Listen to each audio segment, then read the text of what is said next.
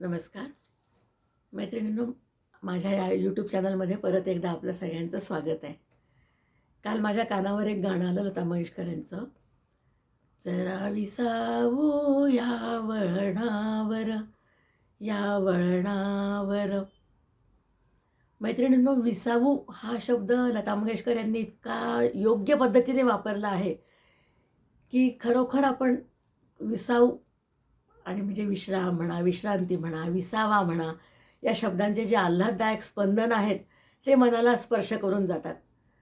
की खरंच काय असतो विसावा, काय असतो विश्राम, क्षणभर विश्रांती. क्षणभर विश्रांतीसुद्धा महत्त्वाची ठरते.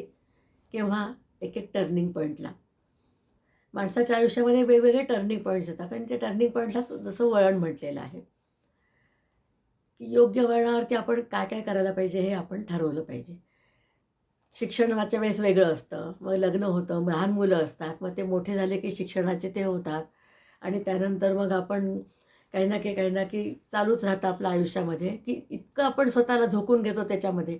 प्रमोशन असतात, मुलांच्या शाळा असतात, शिक्षण असतात आणि मग एक टर्निंग पॉईंट येतो की आपलं शरीर काही काही तक्रार करायला लागतं आणि मग डॉक्टर काय म्हणतात की जरा तुम्ही 2 दिवस कुठेतरी हवापालट करायला जा, चेंज करायला जा.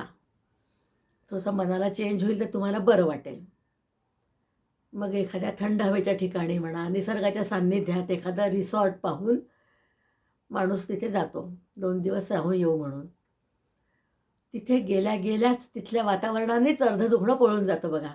दुखणं नसतंच, हे सगळं मनाचं दुखणं असतं की शरीर कंटाळलं असं तोचतोपणाला, आयुष्यातला जो तोचतोचपणा असतो त्याने एक माणसाला मरगळ येते आणि ती मरगळ आली की काही करावंसं वाटत नाही, निरुत्साह येतो. मग डॉक्टर आपल्याला हेच सल्ला देतात की तुम्ही जा आणि थोडंसं 2 दिवस 4 दिवस चेंज म्हणून जा, हवा पालट होईल तुम्हाला आणि बरं वाटेल. त्या निसर्गाच्या सान्निध्यात इतकं चांगलं वाटतं. निसर्ग राजा म्हणूनच त्या निसर्गाला राजा म्हटलेलं आहे. तो इतका प्रसन्न असतो. 10 मिनटं नुसतं फिरलं त्या झाडांमध्ये हिरव्यागार तरी मन प्रसन्न होतं. मग भूक लागते, कारण शहरातले टेन्शन्स काही नसतात, पोल्युशन काही नसतं. मग अगदी आनंदाने आपण तिथे राहून देतो आणि मग आपल्या मनात पण असंच येतं की एक असंच रिसॉर्ट आपण पण बांधावं. म्हणजे कधी-कधी 2 दिवस, 2 महिन्यांनी, 4 महिन्यांनी आपल्याला जर वाटलं तर आपण तिथे जाऊन राहू शकतो आणि उरलेल्या वेळात आपण त्याला भाड्याने देऊ शकतो. म्हणजे अर्थार्जन पण होतं आणि आपली तब्येत पण चांगली राहते. स्वार्थ आणि परमार्थ दोन्ही पण साधू शकतो आपण. कारण निसर्गाची महती आहेच. शहरांमध्ये कितीही आपण निसर्गाशी जवळीक साधायचा प्रयत्न केला तरी अंतरं इतके लांब-लांब असतात. त्यामुळे गाड्या, एस-टी, ट्रक्स, ट्रान्सपोर्टेशन वगैरे सगळं धावपळ चालत असते. त्यामध्ये कुठे कोणाला विसावा असतो. म्हणूनच हे या 10 वर्षामध्ये म्हणा, 15 वर्षामध्ये रिसॉर्ट आणि जाऊन थंड हवेच्या ठिकाणी जाऊन फिरून येणं वगैरे हे प्रकार वाढले आहेत. कारण माणसं इतके धावपळीच्या जीवनामध्ये खरंच कंटाळून जातात आणि एक क्षणभर विश्रांती अशी घ्यावीशी वाटते की मन परत दुप्पट जोमाने काम करायला लागतं. आपण तिथून वापस आलो, आपल्या तोचतोचपणाचा जो कंटाळा आला असतो आपल्याला तो विसरून आपण दुप्पट जोमाने आपलं काम करायला लागतो. आणि पुन्हा तेच येतं ना की मन प्रसन्न असेल तर तुम्हाला सगळंच चांगलं वाटायला लागतं. तुम्ही जो मनाला चष्मा घालाल त्या विचारांनी आपले डोळे बाहेर बघतील. एखादं झाड वाकडं-तिकडं असलं तरी आपण म्हटलं की "आहा! किती सुंदर झाड आहे बघा ते, किती अडचणीत नीट वाढलंय." त्यांनी माघार नाही घेतली, निसर्गापुढे हात नाही टेकले. कानाकपारीतून, कोपरीतून सगळीकडून ते वाढत-वाढत स्वतःला त्यांनी जोमाने उभं केलेलं आहे. दिसू द्या ते वाकडं-तिकडं, पण ते झाड आहे ना, ते 24 तास आपल्याला ऑक्सिजन देतं ना, असा आपण विचार करतो. आणि नाहीतर एखाद्या वेळेस जर राग आला असेल, मनाला खूप त्रास होत असेल, तर "अरे, हे झाड किती खराब झालेलं आहे, वाढलं नाही, ते बरोबर दिसत नाही, आपल्या सोसायटीची शोभा जाते, झाड कापून टाका." मग कोणता निर्णय योग्य राहतो, झाड ठेवणं का कापणं? आधीच तर झाडांची संख्या कमी झालेली आहे. प्राणवायूची संख्या त्यामुळे प्रमाण कमीच झालेलं आहे. सकाळी 6 वाजता उठून आपल्याला कुठेतरी जाऊन प्राणायाम करून प्राणवायू वाढवावा लागतो शरीरातला. सहज प्राणवायू मिळत नाही. घरामध्ये ए सी लावून बसलं तरी त्याचा थंडावा कसा असतो, तो कृत्रिम थंडावा. पण तो त्याच्या दुप्पट वेगाने बाहेर गरमी फेकतो. म्हणजेच काय करतो, बाहेर जगामध्ये पोल्युशन वाढवतो गरमीचं. आतमध्ये तुम्हाला आपल्या रूममध्ये थंड वाटतं ए सीमुळे, पण बाहेर गरमीच असते. डबल गरमी होत राहते ए सीची बाहेर हवा फेकल्यामुळे. आतली हवा गरम बाहेर फेकतं ते आणि बाहेरच्या थंड हवा थंड करून आपल्याला देतं. आपलं काम होतं, पण समाजाला त्रास होतो. म्हणूनच विश्राम म्हणा, विश्रांती म्हणा ही जरा घ्यायला आपण तिथे जर गेलो रिसॉर्टमध्ये वगैरे तर आपल्याला चांगलं वाटतं. आणि लता मंगेशकरचं गाणं हे परत परत आळवावं असं वाटतं, की जरा विसावू या वळणावर. आणि खरंच आहे, थोडासा विसावा घेतला, थोडासा आराम केला तर आपलं मन आणि शरीर दुप्पट वेगाने काम करायला त्याला मदत होते. आणि मग आपल्याला ते गाणं पण आठवतं, फिटे अंधाराचे जाळे झाले मोकळे आकाश. म्हणजे बघा, हे सगळ्या अवस्था ज्या आहेत त्या निसर्ग काहीच करत नाही. तो त्याच्याप्रमाणेच चालत असतो, तो त्याच्या काळाप्रमाणे चालत असतो, वेळाप्रमाणे चालत असतो. की सूर्य येतो, दिवसभर सूर्य राहतो, संध्याकाळी सूर्य जातो. परत सकाळ झाली की त्याची वेळ झाली की तो सूर्योदय होतो. पण ही ज्या सगळ्या अवस्था आहेत त्या सगळ्या मानवी मनातच असतात. की तो उठला की त्याला जर प्रसन्न वाटलं सकाळी सकाळी, मग त्याला हे आठवतं की फिटे अंधाराचे जाळे झाले मोकळे आकाश. जर मरगळ चेहऱ्यावरती किंवा मग मनामध्ये मरगळ असेल तर मग उठल्यावरती त्याला आकाशसुद्धा मरगळलेलं वाटेल. अरे किती आकाशात ढग आहेत, सगळं मरगळलं आहे, नकोच, असं होतं. म्हणजे मानवी मनाच्या विचारांवरतीच सगळं वातावरण अवलंबून असतं. म्हणून आपलं मन प्रत्येक वेळेस आपण प्रसन्न ठेवायचा प्रयत्न केला पाहिजे. मन तरोताजा ऐसा कुछ भी कोल्ड्रिंक पिओ या कुछ काय ते असतात त्यांच्या गोळ्या म्हणा, की खाल्लं की एकदम क्लोजअप काय ती कोणची टूथपेस्टने सुद्धा लागलीच माणूस फ्रेश होतो.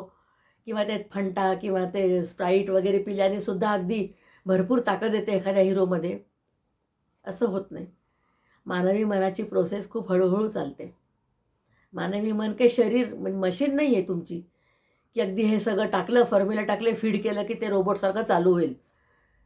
रोबोटसुद्धा काही दिवसांनी त्याला रिचार्ज करावं लागतं, त्याला मेंटेन करावं लागतं, त्याची बॅटरी संपते. तशीच आपल्या माणसाची मनाची ही बॅटरी असते. ती बॅटरी आपल्याला रोज रिचार्ज करत राहिलं तर ती चांगली स्ट्रॉंग राहते. नाहीतर मग आहेच ना डॉक्टरांचे आवडते शब्द, डिप्रेशन म्हणा, वीकनेस म्हणा. आणि तुम्ही गोळ्या घेऊन किती दिवस राहू शकता? बाहेर प्रसन्न राहणं वेगळं आणि औषधं घेऊन कृत्रिम ताकद आणणं वेगळं. आतली जी ताकद असते ती ऋषीमुनींना कुठे स्ट्रॉंग असं की औषधं असायचे का, कुठे व्हॅक्सिनेशन्स असायचे? काही नाही. ते कसे स्ट्रॉंग राहतात? कारण त्यांचं मनच स्ट्रॉंग आहे. म्हणूनच स्वामी रामदास स्वामींनी किती चांगले चांगले उदाहरणं दिले. दासबोधामध्ये त्यांनी मनाला विकारी म्हणा, विचारी म्हणा, कितीतरी मनाचे विशेषणं घेतले आहेत त्यांनी, की मनालाच सगळं सांगितलं आहे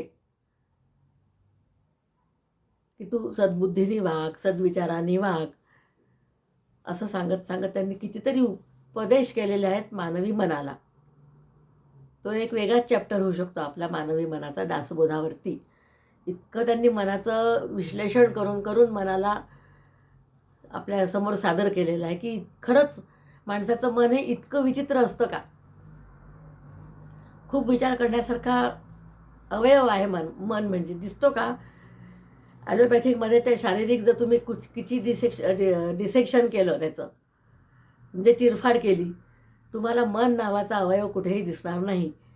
पण हे सगळ्यांनीच मानलं आहे की मन जर चांगलं असेल तर शरीर चांगलं राहतं. मन जर तुमचं खराब झालं तर तुम्हाला नाराजी, चेहऱ्यावरती थकवा, मरगळ सगळं हे शब्द येतात.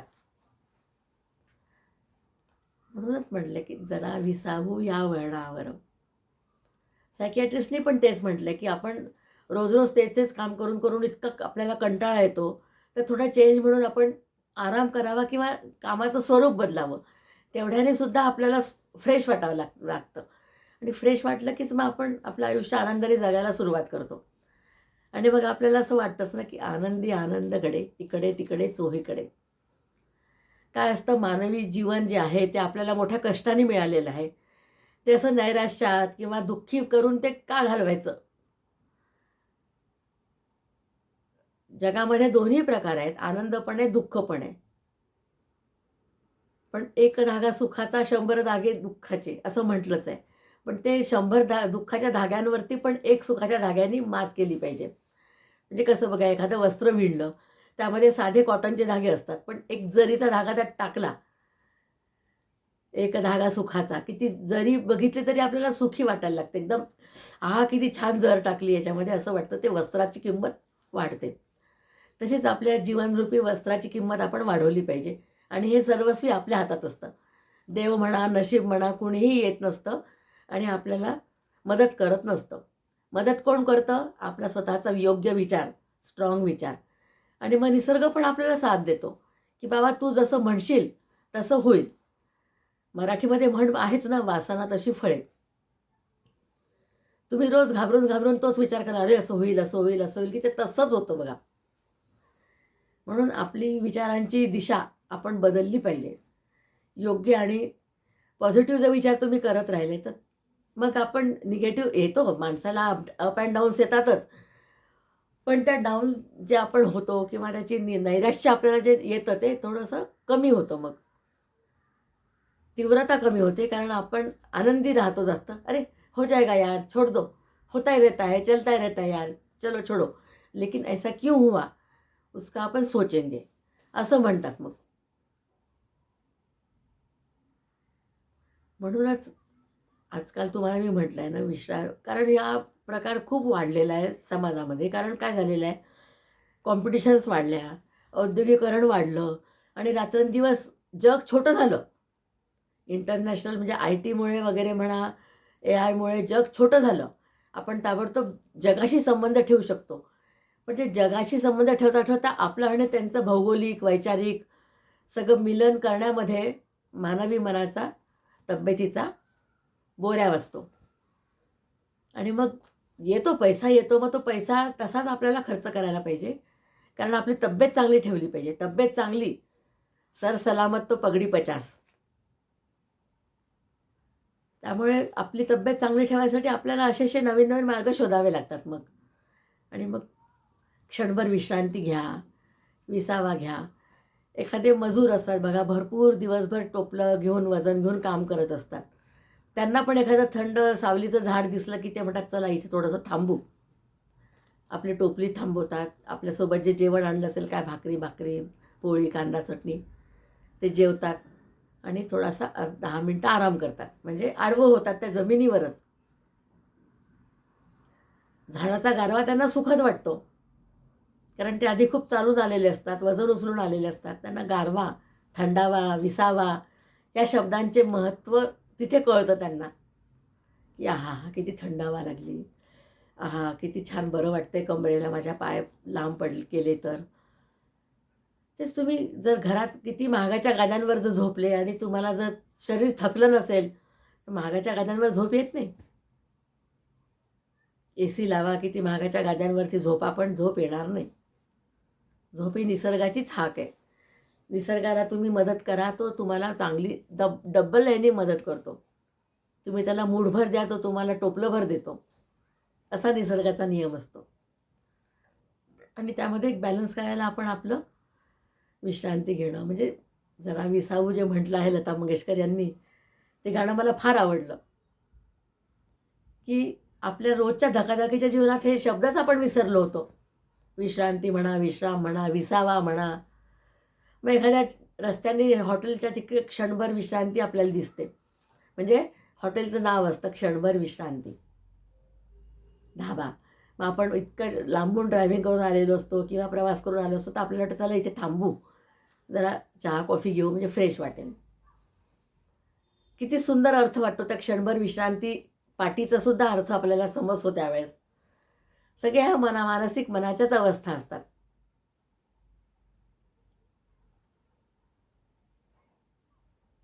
कसं वाटतं तुम्हाला माझं बोलणं? आवडलं असेल तर लाईक करा, सबस्क्राईब करा. नमस्कार.